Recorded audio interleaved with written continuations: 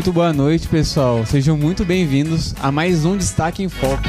Hoje é um dia muito especial. A gente vai falar sobre marcenaria.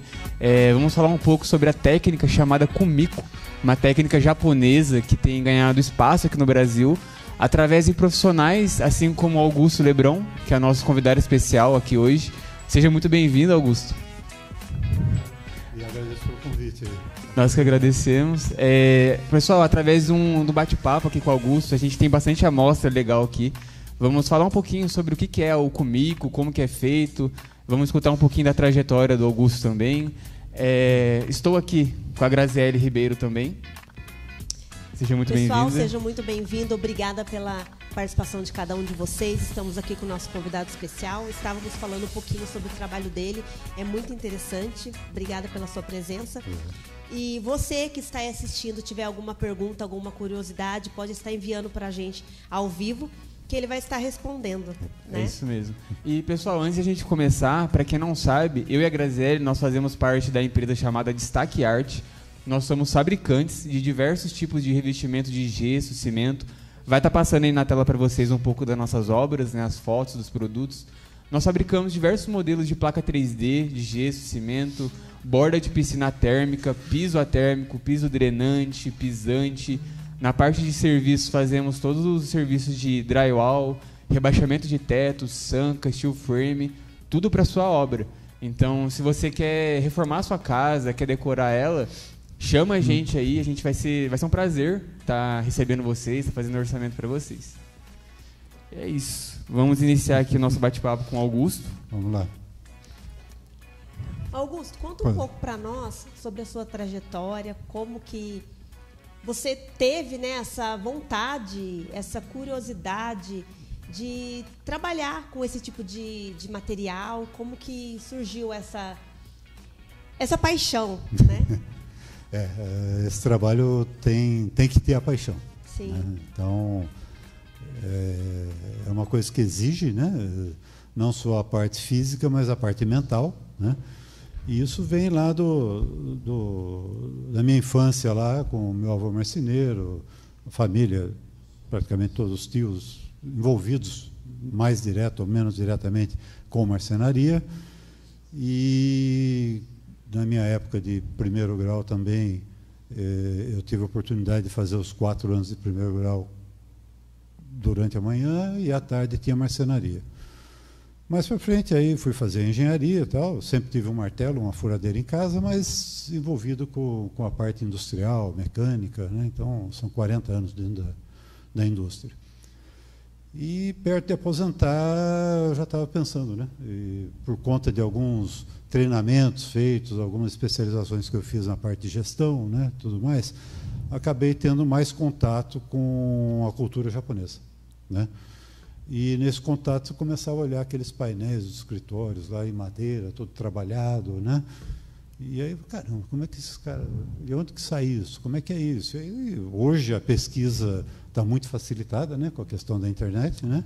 E eu comecei a pesquisar. E aí que eu entendi que tinha um Kumiko, o que é um Kumiko, você começa a estudar, aí a fundo. Por quê? Por conta de que é uma arte milenar, né, lá no Japão. Então, existem especialistas que já idosos e conhecedores do assunto. Então, eu comecei há 6, 7 anos atrás, 8 anos atrás, e a estudar, quer dizer, eu conheço o básico estou no infantil 1 do assunto, mas já permite que eu vá desenvolvendo algum trabalho. Né? E é isso que, depois me aposentando, montei a marcenaria, né? E comecei aí sim a colocar mais a mão na massa e começar a criar e fazendo uma adequação, eu gosto de dizer que é inspirada na técnica Kumiko, né? Estou longe ainda de dizer que sou um especialista, não é isso, né? Mas eu me inspiro muito na técnica Kumiko para poder desenvolver os trabalhos. Muito legal. E assim, qual foi os principais desafios quando você iniciou esses trabalhos? Bom, no primeiro momento, né, por conta da especialização em engenharia, né, na minha carreira e tal, os processos eu entendia bem o que seria necessário. Só como eu estava no mundo metal mecânica, como trazer isso para a madeira? Então, eu gastei uma boa energia, primeiro, para me atualizar em termos de maquinários da parte de madeira, né, da marcenaria, os atuais, o que estão acontecendo, o que o pessoal está usando, tudo mais. Esse é um aspecto. O outro aspecto são os materiais, né? Que madeira usar? A quantidade de madeiras é absurdo, né? A variedade é muito grande. Outra, não necessariamente que a madeira que você usa lá no Japão, você tem essa variedade aqui. Como fazer a adequação do que se tem aqui em relação ao que eles fazem lá? Então, foi muita pesquisa, né? E procura, consulta, né? Vai para a internet, manda correspondência, escuta, como é que é esse material de vocês aí e tal? Os que têm comunicação em inglês. Os outros que são só em japonês, a dificuldade era minha, né? Então, eu consegui, através não só dessas comunicações, como também existe um mestre aqui em Santo Antônio de Pinhal, Morito Ebner, né, que é um marceneiro japonês, já está há muitos anos no Brasil, que ele faz essa marcenaria de encaixes. Os móveis, por sinais, lindos, né? E em uma das conversas com ele deu umas dicas, e eu também fui atrás, para materiais que a gente tem aqui no Brasil, né? Então, isso permitiu eu ir desenvolvendo dispositivos ou adquirindo maquinário, né, que pudesse atender às necessidades desses processos. Legal. Isso, mas no primeiro momento, lá no Japão, eles têm, assim, do que a gente acompanha, determinados níveis, né? Então, tem aquele marceneiro tradicional, já senhores, que fazem toda essa parte da marcenaria manual, com ferramentas manuais. E depois já tem algumas empresas que fazem de forma mais comercial, que também já tem um pessoal mais jovem. E aí ele já tem máquinas mais adequadas, né? Então, eu falei, eu vou começar pelas ferramentas manuais, né? É o princípio de tudo, né? Até eu trouxe aqui, só para a gente ter uma ideia pode mostrar, do que nós mostra estamos para o falando. público como é feito as ferramentas. Aqui, por exemplo, nós temos um serrote, né, japonês, né? Esse serrote nós utilizamos para fazer o corte muito rente da superfície, né? Então, aqui, né, você faz o corte bem rente, fica praticamente zerado. Em relação ao serrote ocidental, desculpa, qual é o diferencial dele aqui? Como ele utiliza uma lâmina muito fina, essa lâmina tem 0,3 milímetros. O serrote ocidental, você serra empurrando. Se eu serrar empurrando, a lâmina vai dobrar. Entorta. Como, para fazer os rasgos, eu preciso de uma lâmina muito fina, o que eles utilizam lá no Japão? Eu serro quando ele volta, e aí sempre está tensionada a lâmina. Me dá um corte reto. Tá certo? Então, inclusive... O corte, então, é na volta. É na volta. Do serrote. Se você pegar o serrote ocidental, eu acabei não trazendo. Ele vai travar e ele vai entortar. Então, você coloca e... Exato. O corte dele é na volta. Interessante. Diferente. Você tem até o pessoal os luthiers, tal, utilizam serrotes muito finos, tal, né? Mas aí normalmente tem as costas, né? Sim. Tem um reforço aqui, né, que dá rigidez para você trabalhar na ida, né? Dessa forma, uma coisa que você passa a vida inteira serrando, empurrando, sim, aí você tem que já é uma técnica ajustar para serrar puxando. É outro estilo de outra de uso. coisa. Da mesma forma, a plana. Você tem a plana americana parece ocidental. Um descascador de Exato, legumes, né? Exato, né? Elas são grandes, todo esse ferro fundido, tal, né? O aço, né? E você empurra, né? O momento de empurrar. Já na plana japonesa, né, você puxa. Olha só. existem detalhes nessa plana aqui, por exemplo, aqui é difícil de mostrar na câmera, né? Mas, por exemplo, nessa região aqui, ela tem um rebaixo na madeira. O corpo é de madeira. Ele até tem alguns modelos que tem uma trava de uma contraplaca aqui que trava essa daqui. Nessas menores, né, que a gente usa, não tem, é direto travado na madeira. Então, você quer empurrar a lâmina, você bate aqui. Você quer que a lâmina suba, está vendo as marquinhas aqui? Uhum. É porque a gente vai martelando aqui, a lâmina acaba subindo. O Japão tem um negócio muito interessante até de assistir, eu pelo menos, né, para gente que gosta, né, eu assisto. Entre os marceneiros, fazem algumas competições de quem tira a lâmina mais fina e mais longa. Então, junta no estádio lá, são várias vigas de madeira, e aí tem aqueles mestres marceneiros, ele afia a lâmina dele, ele faz alguns casos eles fazem até o aço. Uhum. Eles fazem o corpo da plana e aí ele puxa.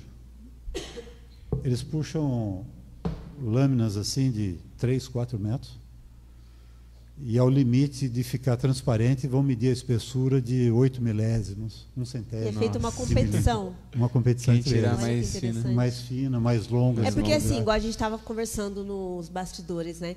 Aqui no Brasil não é tanto conhecido, né? Na verdade, são poucas pessoas que conhecem, mas no Japão, como você disse, tem até competição. Exato. Né? O pessoal que gosta do artesanal, né? Gosta da cultura, tudo mais, eles competem entre eles, eles divulgam entre eles, né? E esse é um dos pontos que, além do aspecto material e maquinário, a adequação, né? É também a questão da divulgação, né? Que é onde Sim. eu passei aí 4 anos focado principalmente nos processos, e nos últimos 6 meses, 1 ano, eu venho trabalhando aí com a questão de divulgação, que é a oportunidade que vocês estão me dando agora de estar mostrando. Mas é legal, a gente está falando bastante sobre o Kumiko, mas conta um pouco para a gente o que é essa técnica Kumiko, né? Tá. Pode ir. Tem um brinquedinho aqui. Eu trouxe uma amostrinha pequena, né?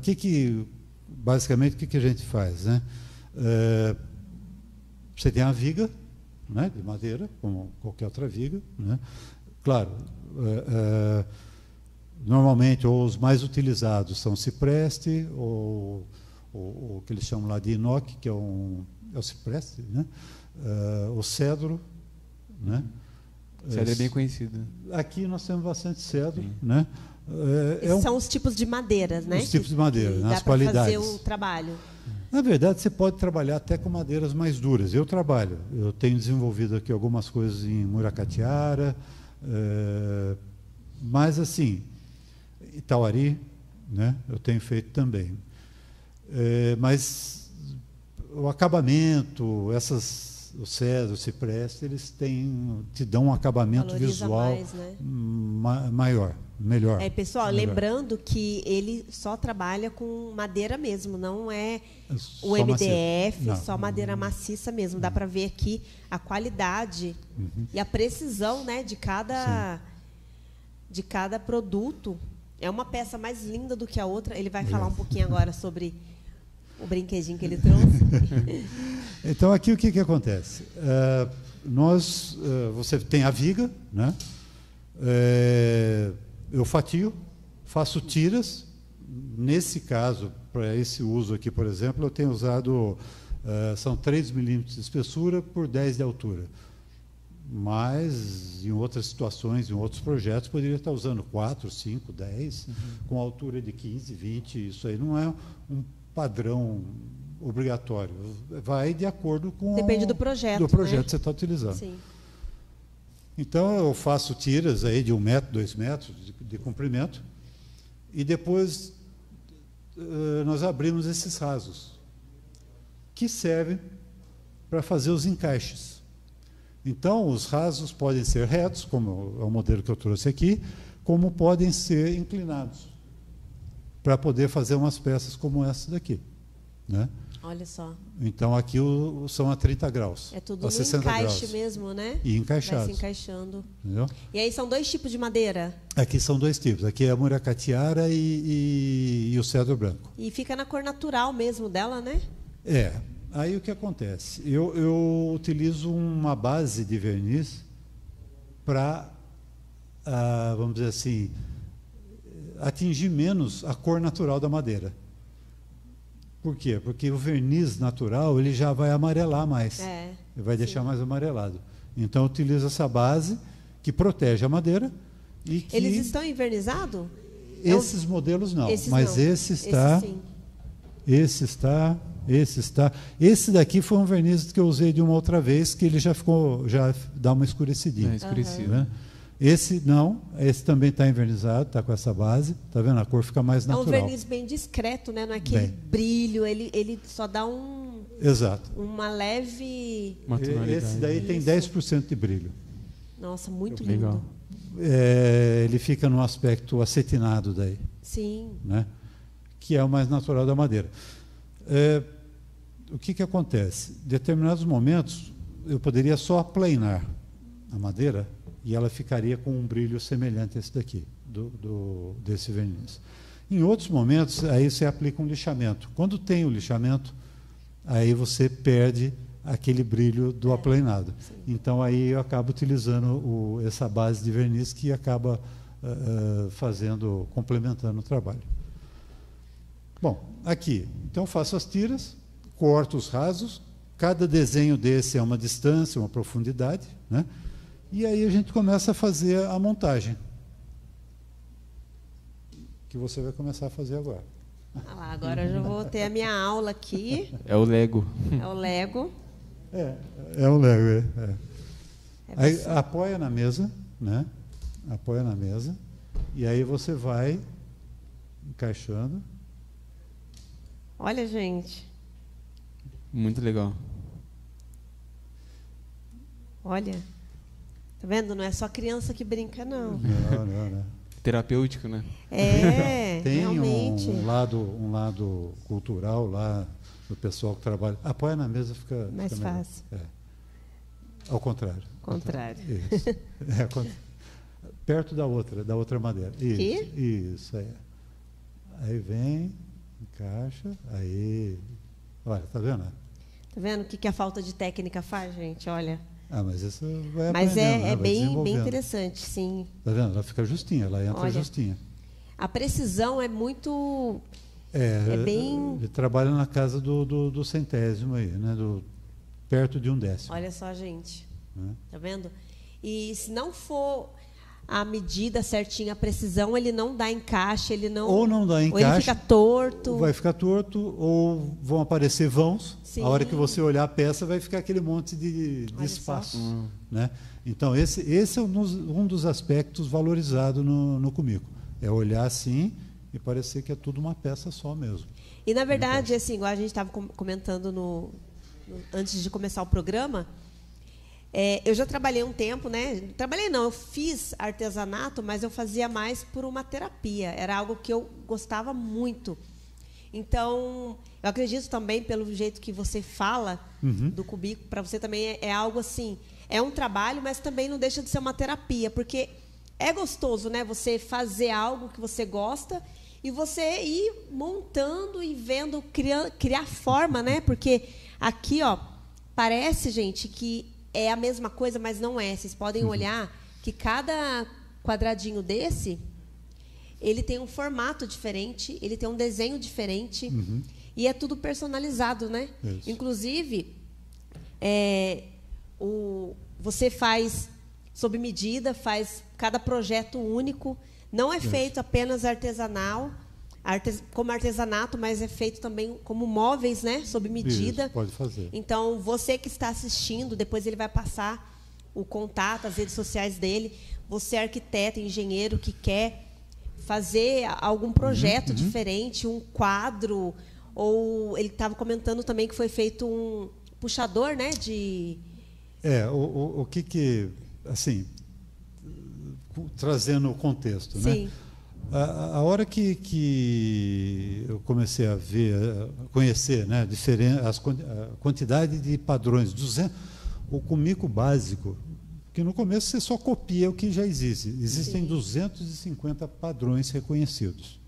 Ou seja, padrões são desenhos diferentes. Mas como o brasileiro gosta de além de inventar e aí outras você coisas, começa a se envolver e você começa a criar. Né? Sim. Eu estou começando a criar. Tem algumas coisas que estou criando. E aí, conversando com alguns colegas de marcenaria, FCA, ou mesmo ADM, né? e a Nocense, né? Eles toparam e ofereceram, assim, o pessoal fazendo os móveis planejados, né? Para não ficar... Existe já um público querendo algo mais personalizado. O investimento hoje em móveis planejados é alto. Para eu chegar na sua casa e encontrar um móvel igual ao meu, que eu fiz na minha casa, num investimento, então, né? E aí eu ofereci e eu já forneci alguns trabalhos. Por exemplo, como uma frente de gaveta. Olha. Entende? Aquela frente da gaveta de uma cozinha lá, que são várias gavetas, eu forneço o detalhe. Abre-se o rasgo e você encaixa isso, fazendo esse trabalho, esse inserto que a gente chama, como uma personalização. Nesse desenho, no outro desenho, houve outro caso que eu fiz uma porta todinha para DM, uma porta todinha nesse padrão aqui. Legal. De um armário. Né?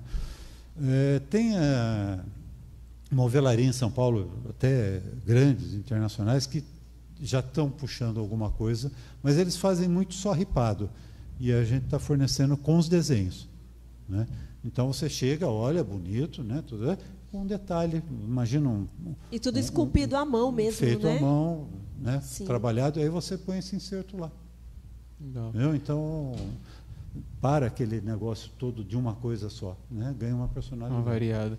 E assim, o que mais te atrai nessa técnica japonesa do Kumiko? Você olha e fala assim, nossa, isso aqui eu me apaixono por isso. O que a Graziele comentou, né? Lá eles têm, dentro da cultura japonesa, um aspecto de você trabalhar e isso te trazer uma paz. Né? Realmente. E realmente, você tem um lado do trabalho mais pesado, quando vai cortar, vai serrar, né? Mas na hora que você vai montar, você assume uma paz tranquilidade. Exato. Então, por mais que você tenha vindo correndo, tal, não sei o quê, você vai começar a fazer a montagem, você tem que estar muito atento aos encaixes, às distâncias, às espessuras, né, as diferenças que estão surgindo, se o material está porque a madeira não é padronizada, né, é um material natural, então ela tem variações. Sim. E como selecionar isso, e aí você começa, aí no final você vê e termina o trabalho e olha, finalizada, satisfação. Aí você dá uma satisfação, uma coisa boa. Feito. E em relação a essa técnica aqui no mercado brasileiro, né, uma técnica japonesa, como que você acha que ela pode se tornar cada vez mais conhecida aqui no Brasil? Você acha que o mercado brasileiro está aberto a receber essa técnica? Nesse tempo que eu tenho tido mais contato com o pessoal da arquitetura, designers, né, as lojas, decoração, né, eu já tenho ouvido bem assim, escuta, mas eu queria algo diferente. O público tem não vou dizer para você que é a maioria, mas tem um segmento que gosta de ter algo diferente. Inovação. De uma inovação, né? Não fugindo, não aquela inovação que é disruptiva, né? Não, então vamos voltar para o barroco, né? Não chega a esse ponto. Sim. Mas que dê para adequar um detalhe fazendo diferencial no que a gente tem hoje. Né? Por isso, né, se você olhar assim, acompanhar o Kumiko lá do Japão, tudo, por exemplo, esse suporte de panelas, né, são bem quadrados, bem definidas as linhas vivas, né? Então, nesse aqui, né, esse porta-objetos, bem definido. Quando eu comecei a fazer com os cantos mais arredondados, a aceitação aumentou. Sim. Ou seja... É porque sai do padrão, né? A primeira coisa que eu percebi foi esse detalhe, Falei, nossa, que bacana, porque sabendo que é algo artesanal, eu acredito que valoriza ainda mais. Falar, nossa, não é aquele quadrado, o comum, né? Então dá para ver que é algo mais detalhado. Então é isso que atrai mais o público também. Se você dá uma olhada, por exemplo, aqui nós fizemos essa é a criação nossa, né? Um crucifixo com mogno e cedro branco, que o pessoal costuma dizer crucifixo estilizado, né? Não tem o compromisso de ser a imagem, semelhança do que a gente vê normalmente. Mas uma lembrança, remete a uma lembrança, né, do crucifixo do Cristo aí.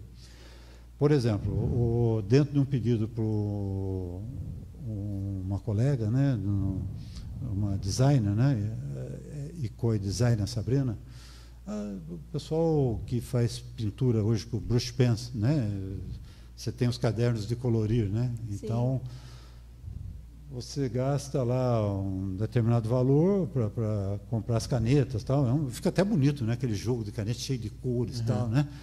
E aí vai comprar os estojos para você ter no seu ambiente, aquelas coisas de MDF, quadradinha, sabe, de plástico, né? Vamos fazer uma coisa estilizada. Ela deu a ideia comigo aqui. Aí nós desenvolvemos, junto com ela, né, esse porta-canetas, que ele, na verdade, são 5 painéis comigo, né, fechado atrás. Né, e gente, aí, olha o detalhe, olha para você ver a precisão, o detalhe, é muito lindo, gente. E aí nós colocamos a parte arredondada nas laterais. Né, então, nós unimos aqui o comigo com um lado mais orgânico, vamos dizer assim, que o pessoal costuma dizer hoje, né? Inclusive, esse final de semana ela vai dar de presente e aí eu falei, não, empresta para eu levar lá no programa. Né? Então, aqui, para quem gosta de detalhe, né, é importante alinhamento, né? Então, se você olhar aqui, outro detalhe importante, se você colocar a caneta, ela fica 3 milímetros de folga só aqui, então tem que entrar justinha, né? Então, eu vou depois postar, né, no Instagram, quando a pessoa ganhar, ela tem as canetas, ela vai colocar e vai me dar uma foto. Isso, e aí eu vou postar com as canetas. Aí a caneta ela entra normal assim aqui, mesmo? Aqui, e fica a pontinha com a cor dela. Ah, nossa, legal. Então você começa, por exemplo, o azul escuro vai clareando, legal. Depois o laranja escuro vai clareando. Fica bonito. Muito bonito. Muito bonito. Muito interessante. Então, fica organizado e bonito. Organizado, né? E você acaba tendo, útil, né? num ambiente de pintura, né? Uma coisa mais agradável, né? De você guardar, né? Ter as coisas ali organizadas. Sim. Em comparação com a marcenaria no Brasil e Japão, qual a diferença que você tem notado? Aceitação ou tá igual não é, né? Porque lá já é uma cultura, né? Para cá está vindo agora. Mas como tem sido a aceitação em comparação, na verdade, o Brasil e o Japão? Assim, são incomparáveis. Sim. Vamos dizer assim. Lá eles têm a tradição milenar, né? Eles têm casas feitas em caixas, os móveis, né, feitos em caixas e os objetos também feitos em caixas, né? Então, assim, aqui você, quando leva o seu trabalho, ainda tem o pessoal que olha, né? E, uau, né? O que é isso? De onde... Agora lá não, ele já sabe. Lá é ele normal, olha, ele vai escolher, ele quer ou um objeto, ou ele quer um painel. Existem painéis que são verdadeiras fotografias, porque ele monta o painel todo cheio dos detalhes e monta uma paisagem. Monta aquele Monte Fuji, por exemplo. Nossa, tem vários bonito. que reproduzem em Kumiko o Monte Fuji. Imagina você ter uma parede aqui, um painel daquele, né? Então é muito divulgado lá, né? Sim. Além do que é milenar, né? Então você nasce naquele ambiente, né? Aqui a gente ainda está trazendo, participando na divulgação ainda, né? Já tem alguns que fazem aqui no Brasil, poucos, né? Mas todos trabalhando com a divulgação ainda. Você acha assim que é mais o público alto padrão ou está equilibrado? Acha que a senhora acha assim que é mais por conta de falta mesmo de conhecimento, de entendimento, ou, na verdade, falta das pessoas conhecerem? Ou é por conta de, às vezes, talvez seja um valor mais elevado, ou não? Eu diria assim, primeiro, falta do conhecimento, né? Sim. Da não divulgação. Falar que falta conhecimento, muita gente pode ser que conheça, mas nunca também se interessou, porque também não ofereceram, né? E não aconteceu. Então, eu diria que seria a falta de divulgação. Se for pensar na questão de valor, para ser mais popular ou menos popular, tem determinados objetos que têm um valor muito mais acessível. Se você for falar em fazer uma parede todinha com mico, uma porta de um planejado todinho com mico, já vai ter um valor diferente. Aí já é alto padrão, né? Então, essa é uma das coisas que eu gosto que eu gostei de ter me desenvolvido nisso, que fica versátil, né? Então, até conhecer quem vai ser o público da arteira, né? Qual que vai se adequar mais. Mesmo dentro, por exemplo, dos cachepôs, tem com valor mais acessível, tem com valor maior, né? Por quê? Porque o trabalho envolvido e tal, né? E tem com valor intermediário, vamos dizer assim, né? Então, dentro desses três, são 3 valores diferentes? São diferentes. Gente, olha, né? para você ver que bacana. Em função o material é o mesmo, mas é mais o trabalho. O volume de trabalho, horas Sim. de trabalho. A mão de obra. A mesma coisa, se você for buscar na internet um suporte de canetas, esse aqui já é um premium, né? Sim. Já é, mas para quem quer um diferencial. É personalizado de acordo com o pedido do cliente, né? E você quer fazer algo para ter no seu cantinho, seu, né? Para chamar de seu, aí você vai procurar um desse aqui. Legal. Né? Mas não deixa de ser acessível. Sim. Não é nada também do outro mundo. É igual né? você que está aí nos assistindo, que gosta de algo diferente, eu sempre falo, eu gosto de ser a diferente. Tipo, eu não gosto de ser igual a todo mundo. Então, eu achei muito interessante o seu trabalho, muito lindo mesmo. É bem personalizado. Aqui tem uma bandeja, né? Sim, Mostra aí sim. para o público a bandeja. Gente, olha Essa só que linda essa sushi. bandeja. Olha que sim, a cara da riqueza. Então, esse aqui já é um padrão mais alto por conta do quê? Em um restaurante, fica difícil você oferecer uma bandeja dessa por conta da quantidade de pessoas que estão lá. Eles, né, por mais requintado que seja, tem um volume de gente, de quantidade de pratos, tal, não sei o quê. Porém, se você está na sua casa, quer receber Sim. as pessoas, uma pessoa com um estilo japonês, né, fazer lá o sushi, aí você vai pegar uma bandeja dessa para você ter na sua casa. Mas não servir apenas aqui. necessariamente só japonês. Porque assim, Sim. como foi aqui, ó, só segurando aqui para vocês verem, tá vendo? É feito um trabalho. Então, aqui debaixo, por exemplo, se a pessoa quiser escrever o nome dela no trabalho em madeira, ou fazer algum desenho. Aí a gente. Eu quero uma árvore, padrões. eu quero uma boneca. Buscar aqui Tá vendo que aqui, por trás do vidro, é feito um trabalho. Então, pode ser feito qualquer tipo de desenho, né? Aí a gente vai estilizar. Sim. Né? Aí nós vamos estilizar e fazer. Claro que tem alguns limites aí e tal, mas não necessariamente eu vou fazer, como o caso do crucifixo, faço estilizado. Ele lembra, né? Mas é um estilizado. E é legal também que hoje em dia muitas empresas têm fornecedores lá de fora, né? Chinês, alemão, mas japonês também. Empresas de alto padrão que compram matéria-prima do Japão. E aí, por exemplo, os pessoal estão sempre em reunião ali, né? Então, vai receber o japonês na sala de reunião. Pô, deixa um cenário japonês, né, ali. Então, imagina acho que você ter lá um suporte com um padrão Izutsu, que ele vai saber, o japonês vai saber, com o outro suporte aqui, por exemplo, Asanoa, né? Então, o japonês vai olhar e falar, pô, esse cara aqui... Ele chega para a reunião e se sente em casa, né? Exato. Mas é algo simples, mas é bom, né? O japonês, ele senta ali, ele se sente mais à vontade na reunião ali. Então, é legal também para as empresas, né? Essa parte. Dentro dessa questão que nós estávamos comentando, né, que ele permite o uso dos padrões Kumiko, me permite ir para vários, né, tanto para objetos, como fazer detalhes para uma porta de um armário, uma frente de gaveta, né, como também na parte de iluminação. Uma variedade, né, Sim. Divisória de ambiente, né? Tem um nome, qual é o nome mesmo? Os biombos. Biombo, né? isso. Então, eu tenho alguns padrões aqui de biombos, né, que podem ser biombos, né? São todos diferentes, tá vendo? Cada um tem um. Olha esse, gente, que lindo. Aquele ali também dá para, olha, fazer um quadro, né, com isso aqui. Olha só. Tem a luminária ali também, né? Acho que dá para. Tem luminária. A luminária a gente vai daqui a pouquinho ligar ela para vocês verem.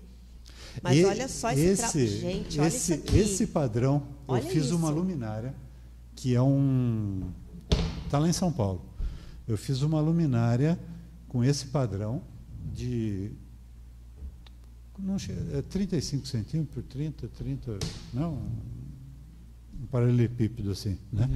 Com as 4, 5 faces nesse padrão. Muito bonito. E aqui nós utilizamos o chamado cedro arana. O cedro arana, ele é um cedro que, se você olhar aqui, ele é tudo rajadinho, tá vendo? Tá vendo aqui por dentro assim? Isso daqui, com a muracatiara aqui de fora, mas deu uma luminária que... Não, imagino, porque, gente, olha a precisão disso. Olha, é tudo muito, muito perfeito. A luz ali já dá um aspecto diferente. Sim, por conta dos rasgos, né? Exato. Ela dá uma diferença. Em função do desenho, ela... faz uma diferença. Exatamente. Legal. E aí, entrando na parte da luminária, né? Aí já foi uma criação nossa. Então, hoje, nós estamos começando a trabalhar com material mais orgânico, mais curvo, né? E também com os painéis em Kumiko curvados, que é o que nós fizemos aqui. Aqui nós curvamos o Kumiko, né? Com processo de aquecimento, né? de umidificação, né? Até fechar, para poder fazer uma luminária como essa daqui, né? Então, ela tem uma parte magnética, né? Ela toda curva, e para poder tampar, aí trava, pode acender? Pode. E pessoal, aí, dá uma olhada. Dá um efeito. Olha que legal. Olha só que lindo, né, gente. Aqui, olha. Né? Muito lindo mesmo. Parabéns. Obrigado. Essa já é a criação nossa. Aquilo que está te falando. Você começa a copiar os outros padrões. Daqui a pouco você já está vai criando, você vai adequando, fala, pô, e aqui também dá para fazer qualquer tipo de desenho personalizado. Esse, no parte do curvado, porque ele já é mais curvado. Aí já tem mais restrições. Impossível não é. O que eu estou conversando agora com um artista plástico, um pintor, que é o Sérgio Avenei, né? Ele vai começar a criar, porque aqui eu tenho um difusor aqui dentro de acetato, né? Sim. Eu posso usar a lâmpada exposta, tem gente que vai preferir usar aquelas lâmpadas cheias de filamentos. Aqui é só lâmpada de LED, tá? Porque ele é todo enclausurado, então tem que ser por conta de calor, né? Não pode ser a lâmpada de filamento. A de filamento de LED, né? Ou, estou vendo com o Sérgio também, nós estamos discutindo isso, de criar desenhos para colocar no difusor aqui dentro. Então, quando você acende, vai aparecer um desenho. Ele vai lá dentro também. no desenho. Exato. Legal. Tá? Nossa, legal. Legal. Então, uma perguntinha para você. A sustentabilidade, tempo e originalidade são palavras que fazem sentido no seu processo? Como você equilibra isso? Bom, vamos falar primeiro da sustentabilidade, Sim, que tem uma preocupação e tem razão para isso hoje, né? Na medida do possível, né? Não é só material sustentável no tipo de, vamos dizer, reaproveitamento, né? Esse crucifixo aqui, eu fiz uma série limitada de 8 peças, aonde a parte externa mais escura é mogno. O mogno, hoje, ninguém corta mais mogno. Sim. Não pode mais cortar. Ou tem um controle absurdo, né? Mas de onde você arrumou o mogno? De uma demolição. Uma casa de 70 anos, 60 e tantos anos, que as esquadrias eram de demolição.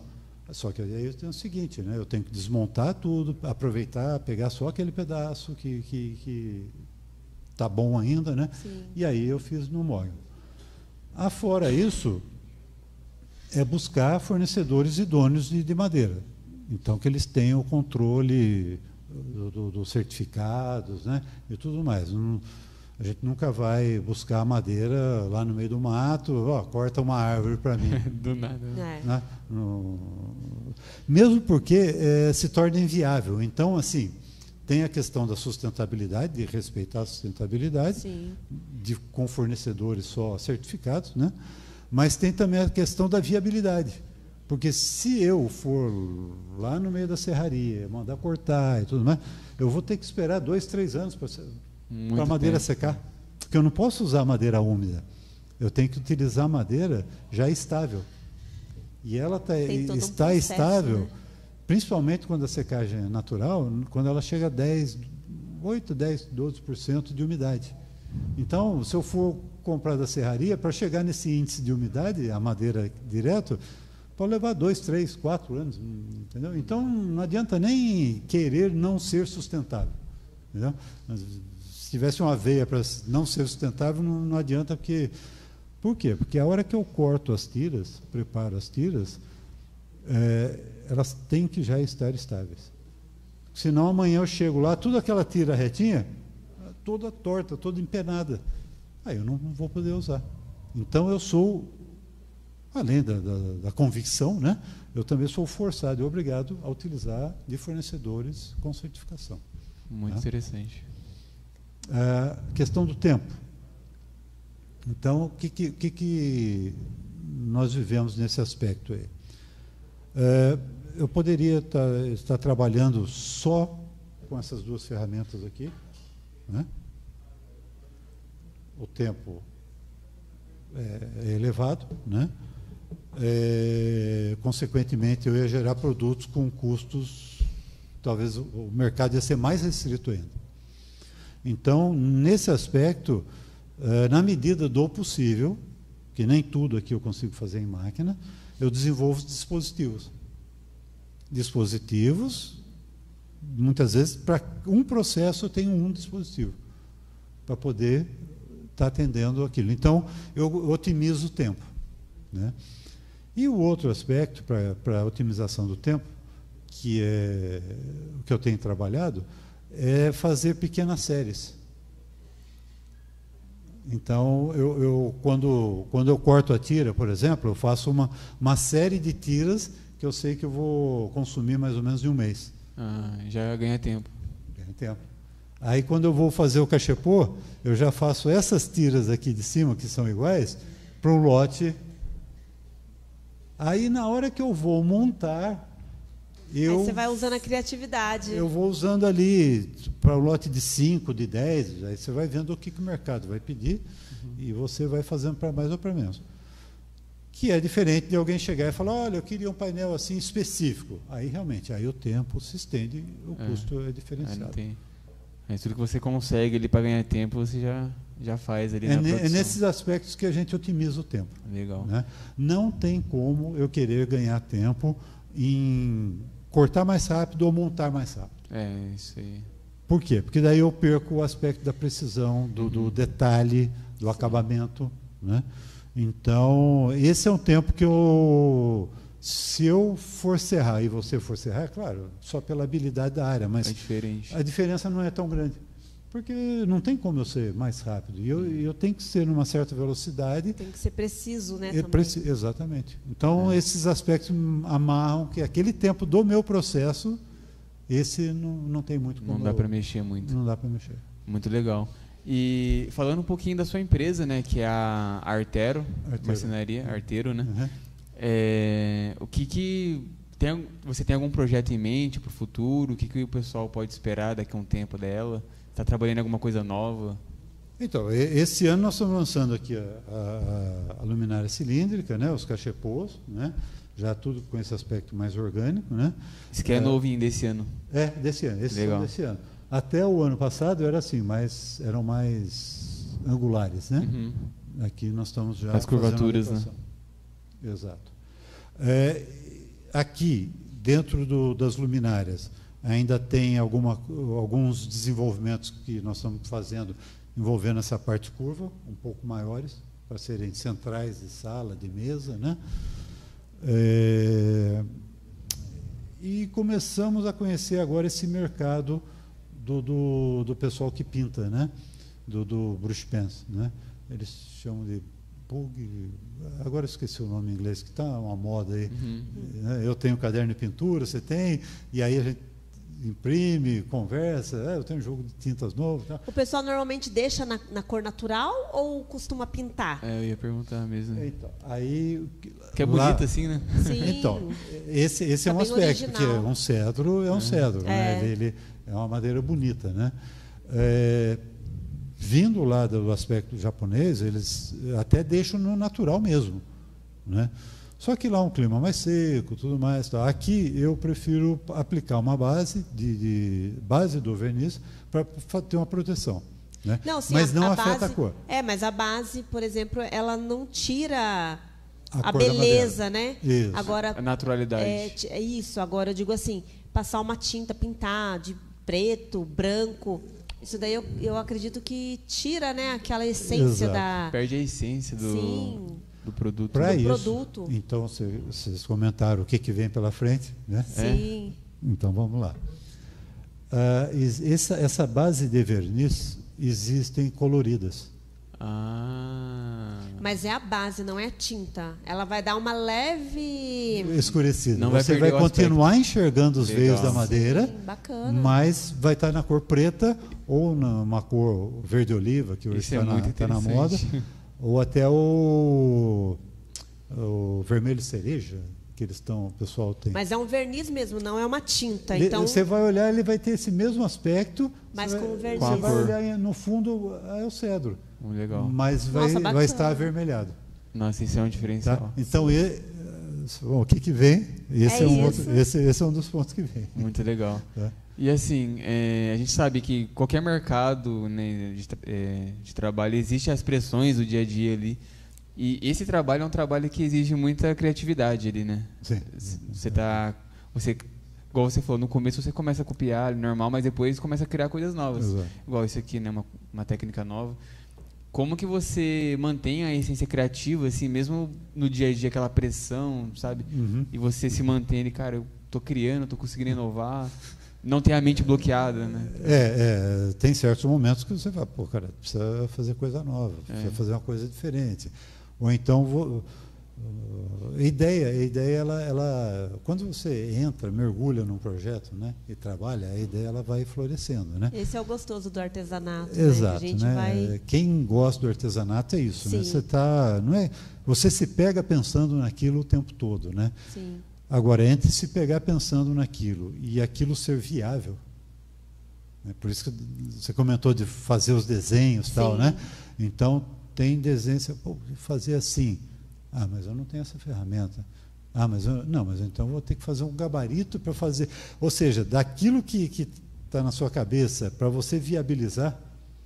Para materializar já é outra coisa. Isso por que eu ia exemplo, perguntar. Pode falar. Né, para curvar isso aqui, eu fiz mais de 10.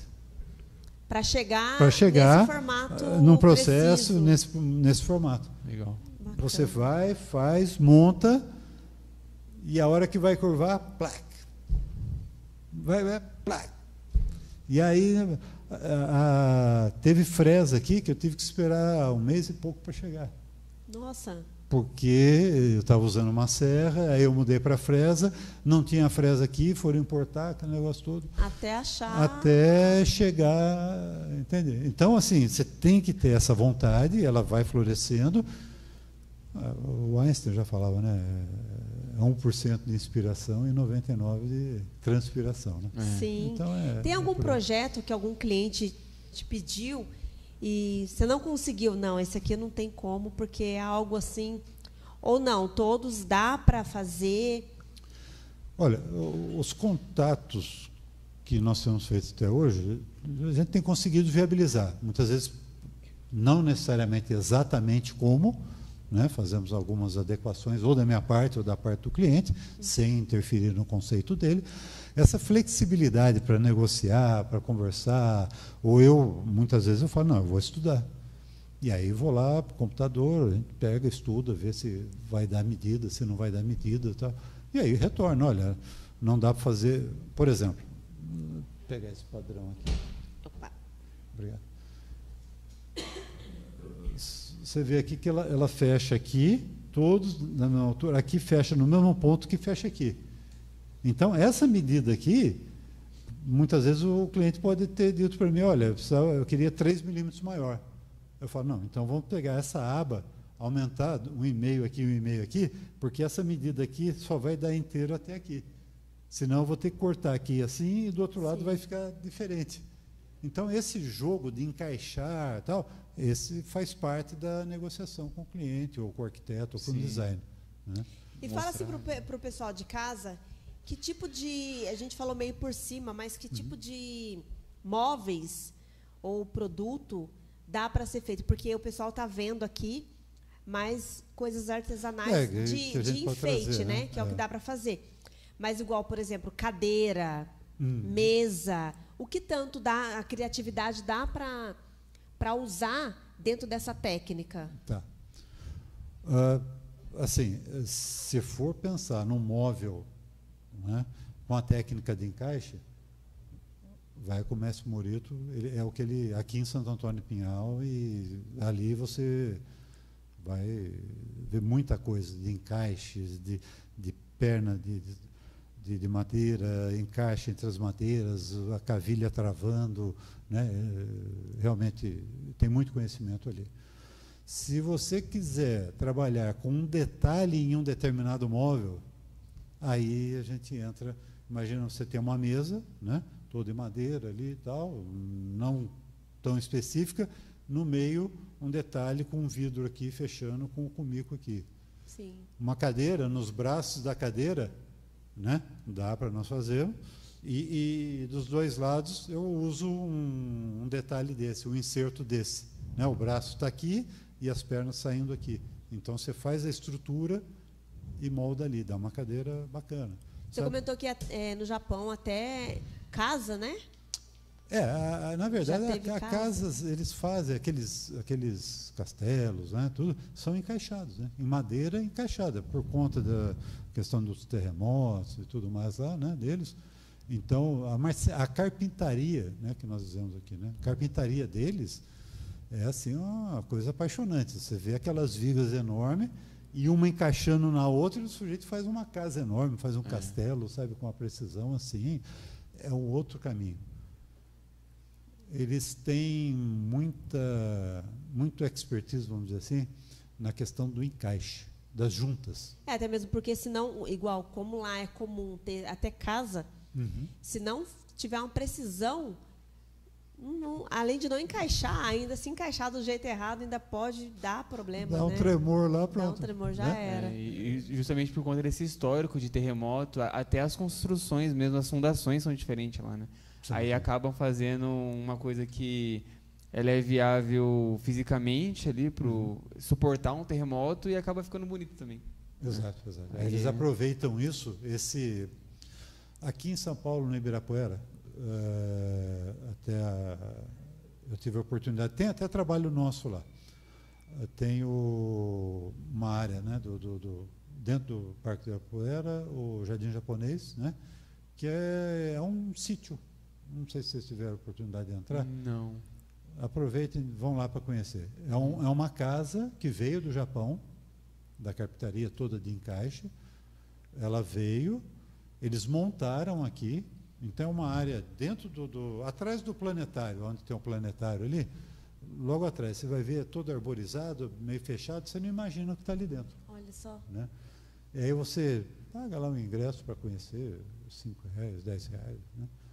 E ali você entra, tem uma casa, e ali eles têm vários eventos, toda semana tem. E tem uma cafeteria pequenininha, uma das salas da casa, né, é uma cafeteria, do outro lado é uma loja da Sheila, né, Matsui Store. E lá tem trabalho nosso. Nós temos trabalho com a Sheila, ela expõe, ela vende tudo relacionado a tecido, lenço japonês, tudo trabalho de pintura, né? E tem trabalho nosso lá também exposto. para ela vender. E nessa casa, essa casa foi montada aqui no Brasil. Imagina, veio toda de lá, né? E eles montaram lá no Parque do Ibirapuera. E aí, quando tem eventos com autoridades japonesas e tal, eles fazem lá dentro. Não deixe de conhecer. Interessante, dá bem muito conhecer. Então, igual a gente estava conversando, né, antes de começar o programa. É uma técnica muito interessante e realmente precisa ser mais divulgado para mais pessoas conhecerem. Eu, particularmente, não conhecia. Quando eu fui a pesquisar mais a fundo, eu me encantei, porque eu já fiz artesanato e, assim, eu sei o quanto é bom, é gostoso, é uma terapia. E é lindo, né, gente? Olha que trabalho lindo, de qualidade. Sim. E realmente precisa ser divulgado. Então, a gente precisa ter essa cultura também de buscar mais conhecimento, de buscar mais... de entender mais, né? Da onde vem, como é feito. E levar mais essa cultura para dentro da nossa casa, as pessoas que gostam de algo diferente, algo mais personalizado, né? Então, eu acho que hoje, né, você tem muita repetição, né, que a gente estava comentando, né? Eu faço uma casa hoje aqui em São José dos Campos, né? E aí sai, não desmerecendo, mas valorizando, né?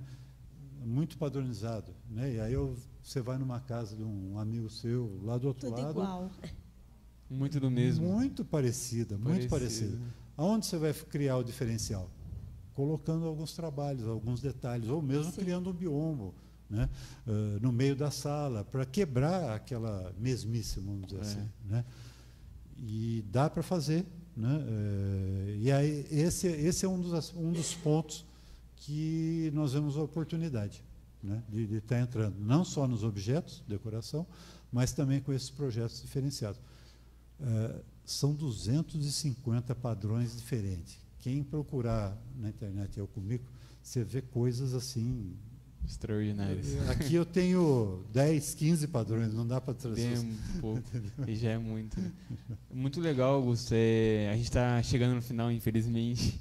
Dá para a gente falar bastante. É um trabalho muito legal. Realmente, o pessoal, com certeza, deve estar gostando muito.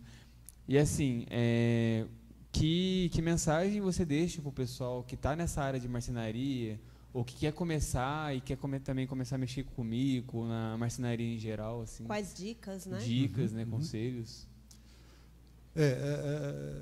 Assim, pesquisem primeiro, estudem, né? Importante. Eu já cheguei a orientar algumas pessoas, né, de marcenaria. Eu quero fazer. Tá bom, vamos lá, mas... E aí, quando você começa a colocar não são restrições, mas os pontos diferentes que você tem que cuidar, e daqui a pouco a pessoa vai desanimando, né? Então, pesquise. É isso que você quer? Não, eu quero só montar. Tá bom, faz contato com a gente, né? Eu estou pensando até em montar alguns kits, vender alguns kits de montagem, para quem gosta só de montar, não tem nada de errado. Sim. Não vai necessariamente, nem todo mundo tem condições de ter uma serra, esse tipo de coisa, né? Então, é uma coisa que eu estou para desenvolver, e eu preciso ter contato com as pessoas para entender o que o público pode querer. Minha ideia qual é? Fornecer esses kits. Lá no Japão eles fazem muito isso, eles vendem esses kits, né? E aí você leva para casa, tem um manual de instrução, compra pela internet, nós temos o site e tudo, né? Tem o Instagram. Você recebe lá o saquinho lá com a instrução, e aí você vai montando, e aí você faz um suporte para alguma coisa, um porta-objetos, alguma coisa do tipo. Então, se houver um feedback do público, né, nesse sentido, eu posso amadurecer esse tipo de coisa. Mas, assim, isso para quem tem uma restrição de preparar o material e tudo mais. Agora, quem tem um espaço, quem tem um maquinário, quem pode, né, ter um maquinário, aí liga para a gente que a gente vai ter muitas horas de conversa. Tá, agora também é a hora, gente. Passa para o pessoal de casa as suas redes sociais, seu contato, né, para quem deseja aprender ou quem deseja comprar os kits, né?